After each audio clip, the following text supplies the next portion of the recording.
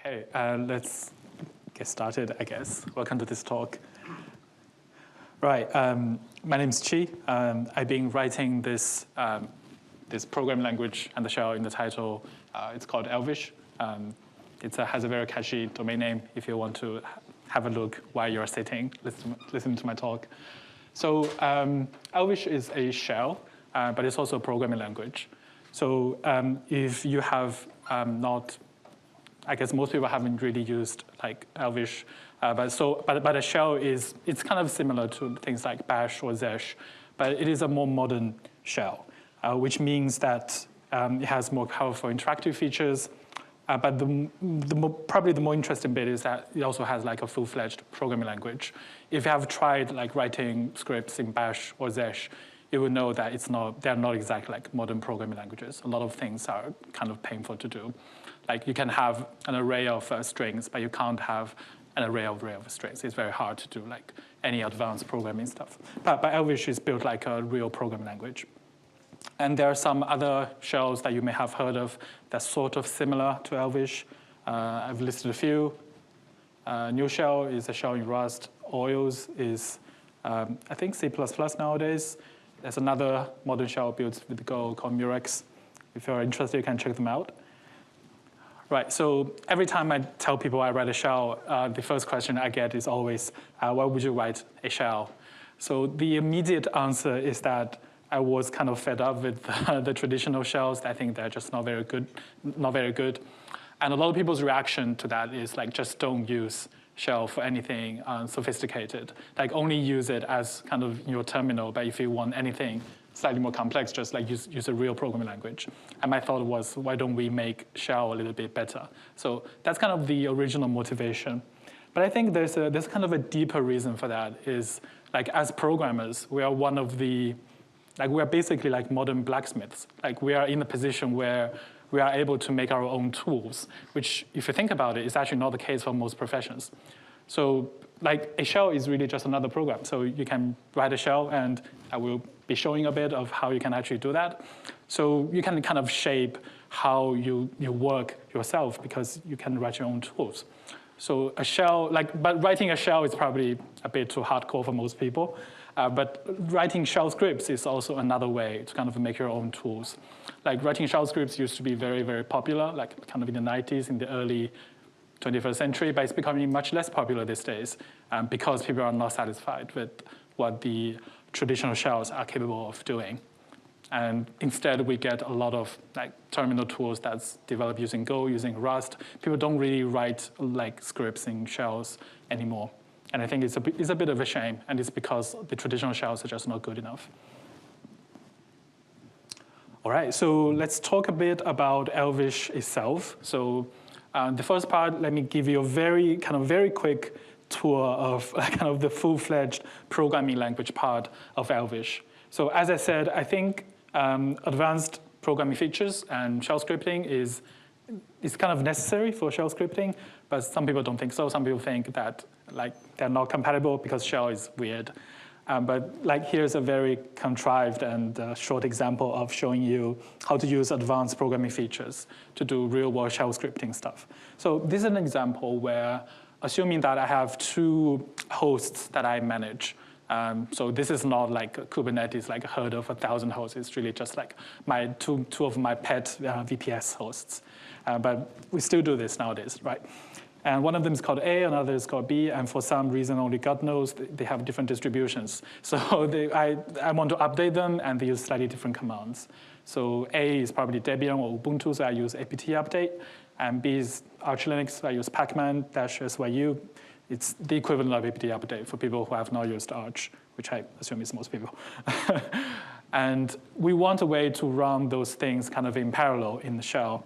And with more traditional shell, the first problem you run into is that it's a bit hard to kind of encode this information, because the most natural way to encode this is using a list of maps. So here you can see Elvish has exactly this way you can model the data. So the square brackets, the outer square brackets is the list, and the inner square brackets are maps that both use square brackets, but this is a map because it has these key value pairs. Like with this ampersand, the equal sign looks a bit like HTTP query params. So this is a map that says name is A, CMD is this. This is another map that says name is B, CMD is that. All right. And after we have this structure, one thing we probably also want to do is to run those commands in parallel, because we don't really need for a command on one host to finish to run the next command. And again, this is something you will run if you run into in the traditional shell. It's a bit tricky. It's doable, but it's not. You can't do it very kind of cleanly. But Elvish is a functional program language, so you can do something called. So it has lambdas. So let's first look at the parts within the braces. So this is a lambda that says it takes a argument called h, and then it runs this command, ssh root, and then hname, hcmd. So, and then we can pass this lambda to a peach command. Peach means parallel each.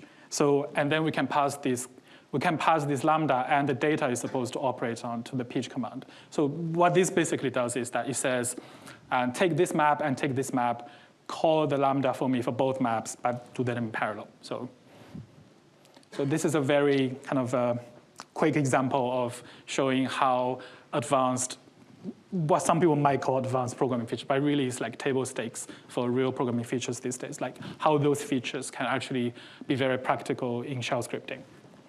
But on the other hand, Elvish also has all the familiar shell features as well. So if you want to use Elvish, most of the commands will probably continue to just work as usual. For instance, if you want to just edit a file, you can just call vim main.go. If you want to count number of, it has pipelines, wildcards. So this is an actual command I run all the time. It's just counting the lines of Go code. But usually when it comes to those traditional features, Elvish usually also has a bit of kind of more advanced twist to it. For instance, it has recursive wildcards. So for instance, this is the real command I usually actually run a lot. It's counting all the Go files, counting the lines of all the Go files under the current directory. All right, I wish I could talk more about how kind of the Elvish programming paradigm works, but we don't have all day. And this is more of a kind of a Go-focused talk, so I want to get to the implementation part more quickly. But before that, let me also show you some of the interesting interactive features. And this will be a simple live demo. So as you can see, it has syntax highlighting. This is everything here is out of the box. You don't need any configuration for that. And it has some basic-ish tab completion. This is kind of table stakes, I guess, these days. But then it also has this thing called a directory history. So if you press Control-L, it's kind of a borrowed from, it's a bit like a browser, where you press Control-L to access the location bar. This gives you access to all the directories you have been to while you have been using Elvish. So nowadays, I very rarely type CD because everything is here. And if I can type something to narrow down the list, and I can go to this directory. There's also Control-R. If I've used Bash or Zesh, you're probably familiar with this key binding. It searches your command history.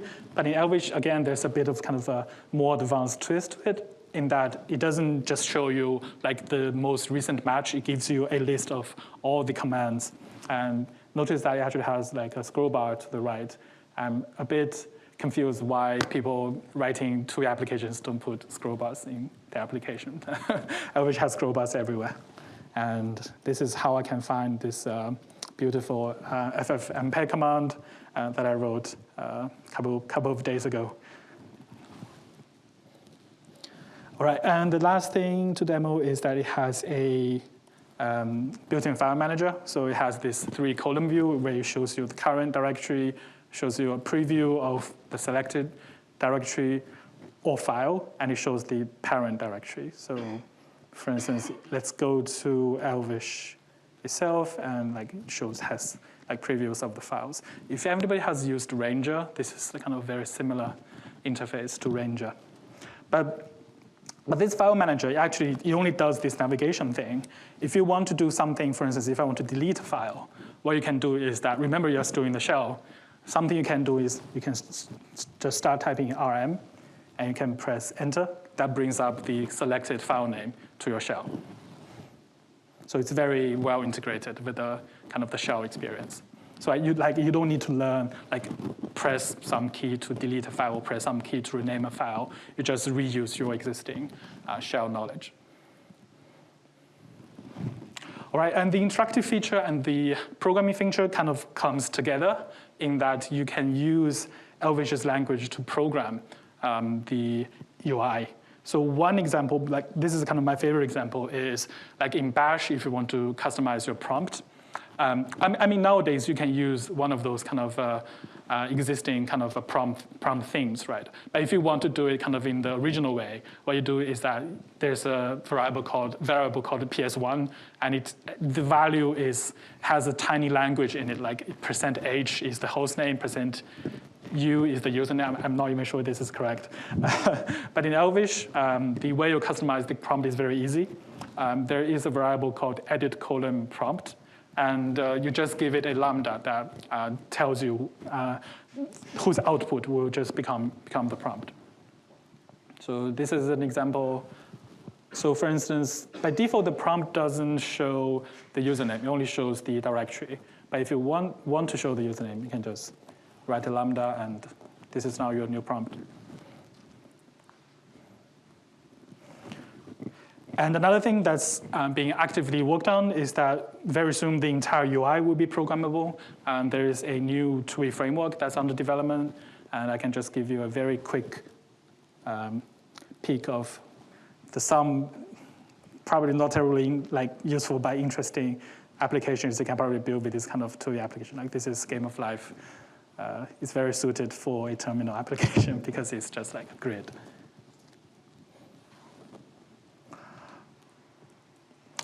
Right, now let's talk a bit about the implementation of Elvish. And I'm going to focus kind of on the interpreter here. So interpreters are kind of all similar. Because Elvish, although it's a shell, but at the end of the day, it's basically just a programming language interpreter. And to build an interpreter, what you are going to do is that you will start with code, and code is just text. But then the code is also structured text. It's not just some random stuff. There's always an implicit tree structure in your code. So what you want to do is that you want to parse the text into an actual tree structure. And then optionally, some interpreters do this, some interpreters don't. You may want to turn the parse tree into an internal representation. So sometimes the internal representation is a flat sequence of instructions, and those are usually called bytecodes. Elvish doesn't use a bytecode, so I'm not going into that in too much detail. And then after you have optionally done the compiling, you will execute the internal representation. Or if you do not do any compiling, you will just execute the parse tree directly. And then an interpreter to support your language, it also needs things like built-in data types and a standard library. But then shells are a little bit different from other programming languages in that it has these kind of things. It has support for external commands. Usually in a language like Python, or Go, you don't just call an external command from within your program. Instead, there is usually a standard library function. There's some fixed incantation to actually call an external command. But in shells, including Elvish, you can just call external commands as if they are just functions. And this is an example. Echo is actually a built-in command, but WC is an external command. And you see there's no distinction between this and this, syntactically. And then Elvish, shells, including Elvish, also have pipelines, which is, if you have used pipelines, they're probably not very, they don't feel very magical, but they actually are. Because in a pipeline, everything will actually execute simultaneously. So imagine on the left of the pipeline is something that outputs a lot of stuff. On the right, so traditionally in other program languages, what you do is you call the first command, collect this output, and then feed it to the next command. But in shells, this kind of parallel processing is very common because it's built into the pipeline. As soon as the first command starts, the first command and the second command will always start running at the same time. And the second command will be able to consume whatever output is from the first command. So these are kind of the interesting features of shell as a programming language. All right, and now let's just give a very rough sketch of kind of how the parsing and the compiling parts in Elvish works. So there's a lot of literature about parsing, so I will not go into too much detail. I'm going just to wave a magical wand and say that we now have a tree structure. So this is the code we're starting with. This is not terribly useful. It's like counting how many characters your PID has. It's not terribly useful, but it's just a toy example. So in this case, the implicit tree structure works like this. So this is a pipeline, and the pipeline has two forms. You may think of them as just commands. It's called a form in Elvish for reasons. And then each form has a head, which you would just think of as just the name of the command, and then have arguments, right? So this is the tree structure. So this pipeline has two forms. This one, its head is echo. This one, its head is WC. And this one additionally has an argument that has a that is an expression, and the expression is a variable, and the name of the variable is PID. All right, Elvish does have a compilation step, but it doesn't compile to bytecodes. Instead, it just compiles to another tree. This is where I choose to do some of the processing that I mentioned a bit earlier. In particular, it's able to distinguish built-in commands and external commands. So in this particular case, the echo command is actually a built-in command. The WC command is actually an external command. And you can see after compilation, the tree structure gets a little bit more information. So here, the WC gets compiled to a value that's called an external CMD. And the echo gets compiled to a variable, actually, because in Elvish, all the built-in commands are actually just variables with the funny names, with the tilde at the end. And again, the PID gets compiled to a variable. That's not a surprise.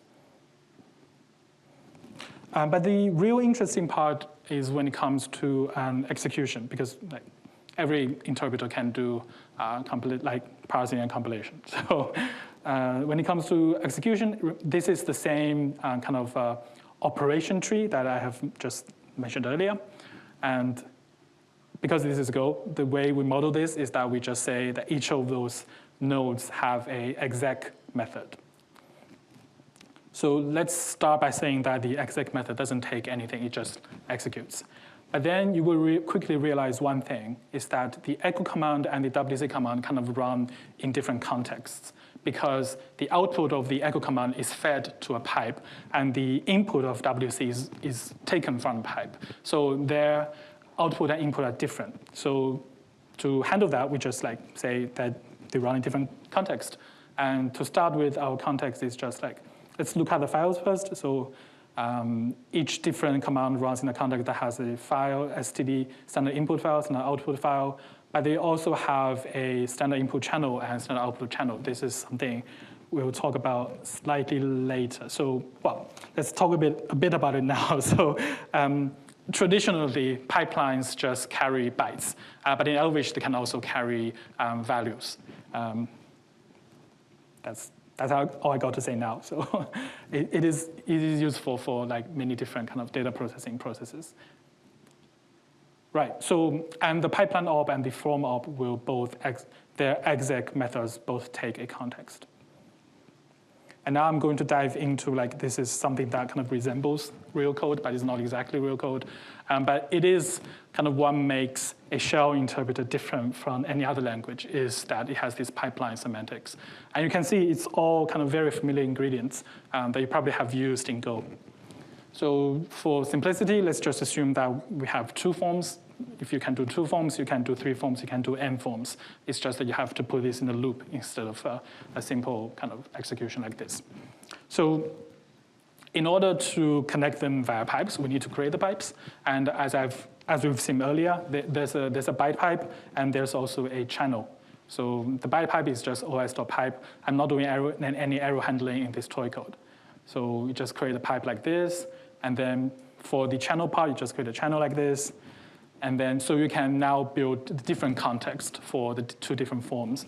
And I'm not writing out the implementation of this method, but you can probably imagine it just copies the context and then replaces some of the fields. And then you also create a context for form 2. And now you execute them in parallel. And again, this uses very familiar kind of Go idioms, is that you create a wait group, and then you just fire off two Go routines. So this is the wait group. and we're waiting for 2 Go routines to finish. And this is Go routine 1. It just executes form 1. This is Go routine 2, executes form 2. And then we wait for both of them to finish. So this is how, this is not real code, but the structure is basically how the real code works. And all the ingredients that you need to implement pipelines are here. All right, so we have a language semantics, but we also need some data to actually use the language. So because I chose to implement Elvish in Go, I actually reused a lot of Go's data types. So Elvish has Booleans and strings. These are just Go Booleans and Go strings. And Elvish also has numbers. And these are just like Go. On the one hand, it uses Go's primitive number types, but it also can also promote them to big numbers. Again, that's thanks to Go's big.int and big.rat. Always feel weird to say big.rat. So just to show you, just to prove to you that auto promotion actually works, like this is not something you can do in most languages. Like, oh, sorry, this starts from 0, so so this is like 40 factorial, and of course you can do 100 factorial. Can do 1,000 factorial. This is all thanks to Go's big number support. And the big rational numbers, they're kind of opt-in that if you write your numbers as fractions, they become big rational numbers. So you can do something like this. This is the correct way of calculating 0 plus 1, 0.1 plus 0.2, and not get 0.3.00006. So, but you have to use rational numbers. Or Elvish also has lists and maps, which I've seen before. I don't have time to go into the details, but if any of you have heard of Clojure, Elvish's lists and maps are modeled after Clojure's lists and maps. Has some very interesting semantics. Right, we have data types. Then we also need some standard library functions to actually work with those data types. And again, thanks to the fact that Elvish is implemented in Go, I was able to just pretty much just piggyback on Go's standard library. So Elvish has a math library that's basically just Go's math library. Elvish has like me. So math. This is not terribly interesting, but slightly more interesting maybe. And also has string.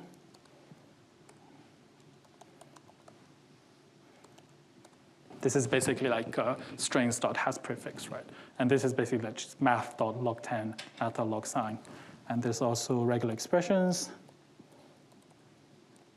Let's make something slightly more interesting. Oh, this is not very interesting. This is slightly more interesting, like finding all the size 1 characters in this. This is all kind of based on Go's standard library. All right, so kind of in conclusion, Go is actually a very great language for writing a shell. As we have seen before, the most kind of unique part about the semantics of shell is the pipeline. And all the ingredients are just here, like either in Go's runtime or in Go's standard library. And I didn't go into this part, but if you want to run external commands, os.start process is actually everything you need. This surprised me slightly because I thought Go wouldn't have enough facility for like implementing a shell, but it actually does. And I get data types and standard library for free for the most part. And another thing that I only appreciate later is that I also get garbage collection for free because Elvish is a garbage collector language. And because Go is also a garbage collector language, I don't need to write my own garbage collector. But if you, for instance, if you write an interpreter in C++ or in Rust, you actually have to implement your own garbage collector. All right, that's kind of a very quick sketch of the implementation. And now let's talk a bit about the testing strategy. How many of you have actually listened to my recent Go Time episode? Okay, nobody. But for the imaginary people who have, you may know I'm kind of a test extremist. So I really think that 100% testing coverage is kind of what everybody should be aiming for. Right, but now let me kind of tone down my extremism a bit. So, so testing, we know testing is important, right? So because it gives confidence about the correctness of the code, which is most important when we're actually changing the code. Because when you first write something, it's probably self-evident to you that something is correct. But time passes, if it's like in 3 months' time, you probably don't understand what your code is doing. All right, so, and I will now tell you that the most important thing about your testing strategy is that you should make it very easy to create and maintain tests. And now let's look at how interpreter tests work. So interpreters are actually kind of simple. They have input, which is code, which is just text, as we have seen before. And it has outputs, which is text, again. And then, as we've mentioned before, Elvish also supports outputting values that contains complex data structures. So this is like the put command is an example where it outputs values instead of text. All right, and then this is how Elvish tests used to be written. Like it's kind of your bog standard table-driven tests, right? Assuming that we have condensed everything we talked about the implementation before in an interpret function.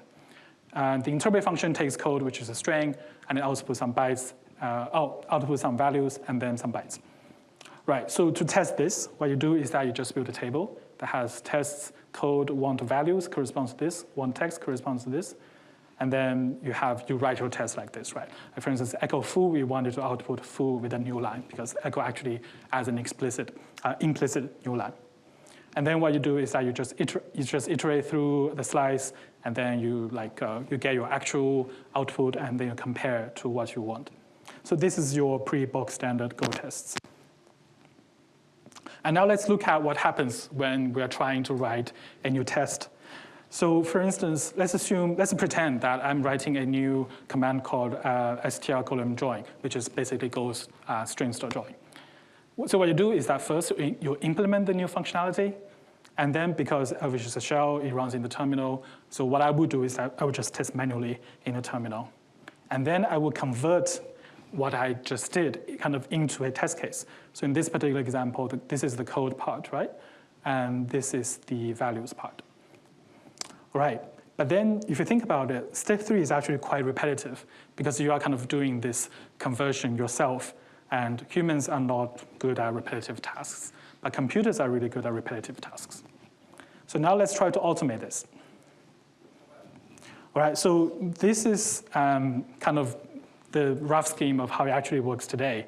Is what I do is that I just record what I call those terminal transcripts. I record them in a separate file. In this particular case, for instance, test.elvts, TS for transcript. And then I use GoEmbed to just bring the file into the program. And then what I do is I basically just parse the transcripts. And then I do pretty much the same thing as before. I parse the transcripts so the computer is able to pick out that, for instance, this is the code part, and this is the value output part, right? So if you think about this, there's actually a little bit of leap here, because previously we are living in this world where we actually have structures like code, want values, want text, separate fields, and a struct, and now these are kind of mixed together in a text file. It feels a little bit dirty in the beginning, but as we will see, there's a lot of benefit, which I think outweighs the cost. Right, so now let's look at what happens now. So this will now be a live demo. So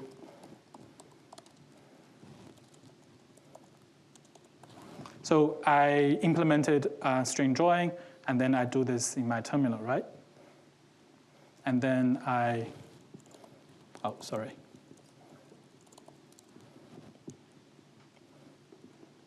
and then I paste that in my test file. And this is a new test case. In case, and I run Go test, and it may not actually be evident that I actually added a new test because it's still passing. So let me just introduce a mistake deliberately. And you can see that it is indeed a new test case. And it tells you what's the expected output. All right, so then for a while, this is how tests in Elvish were written. But then I realized that copying the terminal transcript is still a little bit of work. What if we don't need even to do copying at all?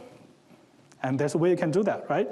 You can write an editor extension that allows you to do all the manual testing directly from the editor instead of from the terminal. So this is another live demo. So now let's show you how tests in Elvish are actually written these days. So I have a VS Code extension that can recognize something like this. So this is the code I'm trying to run. But instead of running in the terminal, I run it directly in the editor. So there's a key binding. If I press Option Enter, it just runs this directly in the terminal, and it pastes the output under it, just like how I would copy-paste manually from my terminal. But instead, there's no copy-pasting involved. All right, so this is how it works these days. And I think it's I think the most important thing to recognize is that we have basically unlimited test writing as a separate step during development. So there's writing your code, there's testing your code manually, and then you just save the test file, and that becomes your automatic tests.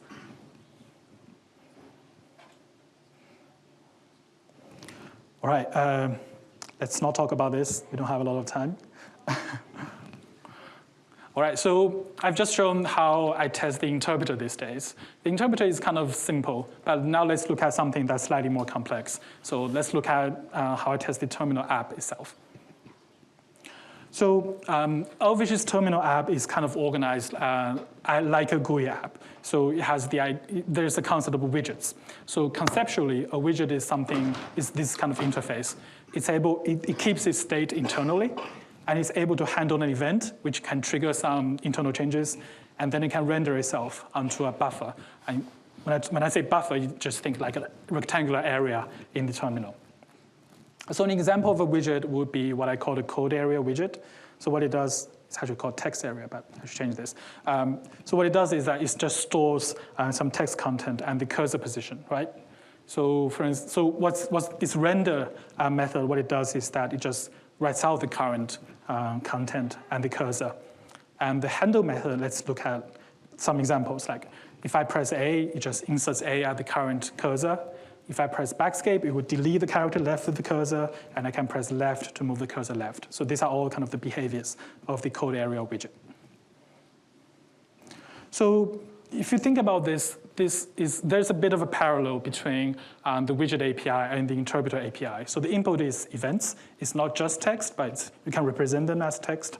And the output is buffers, which is a little bit more complicated than text, because if you think about an area in the terminal, it has colors, it has cursor, but there's also an underlying text content. Right. But what makes widgets a little bit more complicated is that the testing session usually involves multiple interactions, and they are usually interleaved. So a typical test will look like this. Press X, press Y, check that it shows XY, press left, check that the cursor has to move left, press backscape, and then check that now the content is just Y, right? Because I pressed left before, so it deleted X. So I just didn't find a very good way to make those tests very concise, and they're not very easy to write. But then I realized something. I already have this framework where I can test Elvish code very, very easily. So why don't I just test this as like an Elvish library? So what I did was I just create two bindings. I create these two commands called a send command and a render command. And what they do is that they kind of correspond to the handle method and the render method.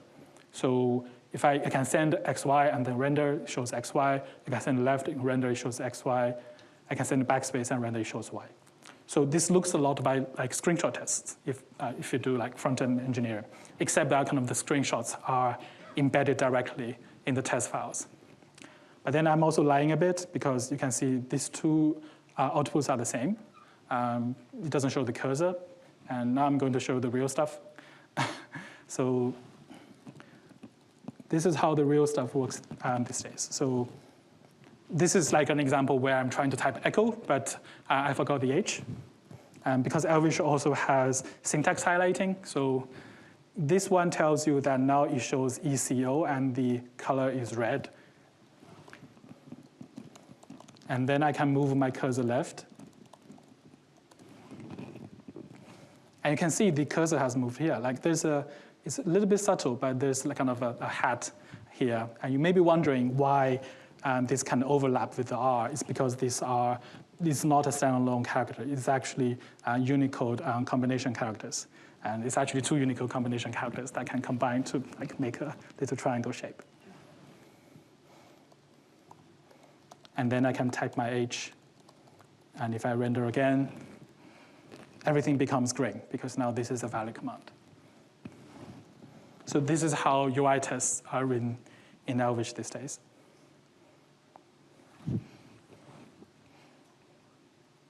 All right, so a bit of a recap on the testing strategy. Make testing really easy. That's the most important thing for your tests. And embrace DSLs, embrace text. And if DSLs don't solve your problem, you're not using enough of DSLs. So if you think about it, the transcript format is a DSL, and the way I represent the terminal buffer is another DSL. But I think these are pretty natural DSLs. They don't really feel like DSLs because they're very natural representation of text of test content. And there's also prior art. Like Mercurial actually uses very similar testing strategy, except that it actually runs with your real shell instead of within your Go test. But if you're interested, you can take a look. And this idea has been rediscovered many times. All right, Elvish also has what I think is pretty good CI/CD. So the CI part just uses GitHub Actions and Cirrus CI.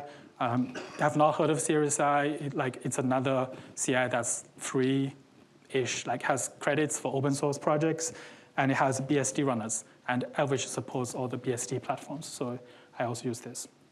And one thing I only learned recently is that there's this thing called, we all know QMO, supposedly. There's this thing called Bing FMT that allows you to seamlessly run binaries built for a different platform. So using this thing, and because Go has excellent cross-compilation support, you can simulate and test on other CPU architecture very, very easily. All right, and the CD part uses a custom pipeline. And just to show you what the CD part actually does, let me just show you Elvish website. And not this one, but kind of the downloading side. So it has pre-built binaries, and those pre-built binaries are updated every time I push to GitHub. So for instance, this is Darwin AMD 64. This is the latest build. And the way this works is that I have a VPS that's £5 British per month, and then I have a GitHub webhook, and every time I push to GitHub, the webhook will trigger a webhook listener on my VPS, and the listener will run an Elvish script, and then it would build all those binaries and then put it in the file system, and those are now then served to the user via a HTTP server. So these two parts, the green 2 parts, are what I build. And it turns out that Go is a great language to write a web server with, and Elvish is a great language for scripting. So it's a very happy combination. Another thing that's kind of interesting is that the CD builds are fully reproducible. So if you follow the same building instruction as Elvish's kind of official binaries, you actually get exactly the same binary. I think there are multiple blog articles telling you exactly how to do that. And I actually try to make sure that they are reproducible, because I also build all those binaries from the CI workflows. And what I do is, sorry, there's been some recent failures. So, but if I look at the latest success, what this one does is that the CI runners actually also build those binaries themselves and check them against the website. Oh, sorry, I think my time is up, but I just have one more slide. So more about interpreters. So there are many books on interpreters. Interpreters are very fun to write, and they are very easy to write compared to compilers. And there's a book called Crafting Interpreters that's pretty popular. I have not really read it, but a lot of people recommend it. If you want to use and learn Elvish, go to his official website. Very easy to remember domain name. And there's also, and you can get it very easily. This is the only command you need to actually install it. There's no curl it and then run it with bash, because it's just like a single binary. There's no installation script. It's just a single binary. and you can try it directly in your browser. Oh, it's still up. Every time I'm a little bit surprised that it's not being DDoSed yet. But this is something you can do. And if you want to hack on Elvish, the code is on GitHub, and there are developer docs. I guess it's time for Q&A. Yes.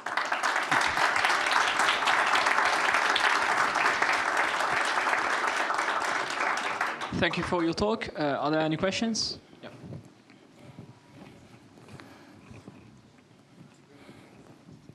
Hi, nice talk. I don't know the timeline for your development. I can see the very on GitHub was created in 2013. Mm-hmm.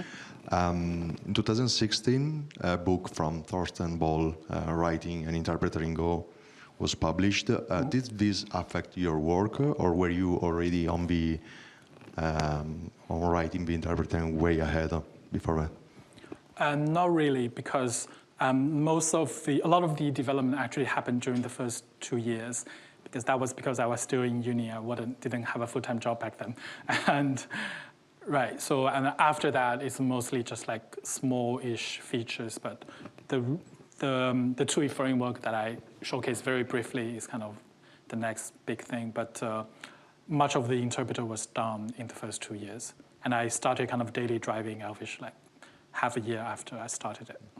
Congrats.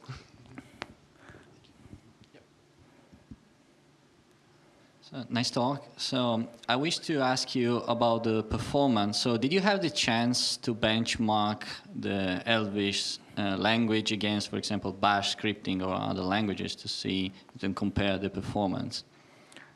Yes, I've done some brief benchmarks. It's not very good, but it's mostly because I'm just like I haven't really got to the point where I want to like optimize it. Because usually to optimize either an interpreter or a compiler, you will make the code much more complicated. So I'm at this point where I think the current goal is still to get the language fully stabilized, and after the language mostly stops changing, I can think about optimization. But there are a lot of kind of low-hanging fruits to pick, and I've done some benchmarks, and like Go profile is great. So I have some ideas of like what are some low-hanging fruits, but I haven't really done a lot of optimization. But I think with Go, the code is actually quite clean compared to the traditional shells. So the ceiling of the performance is probably much higher.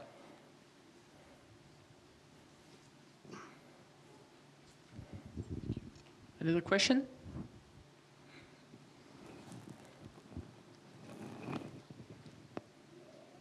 Okay, I think that's it.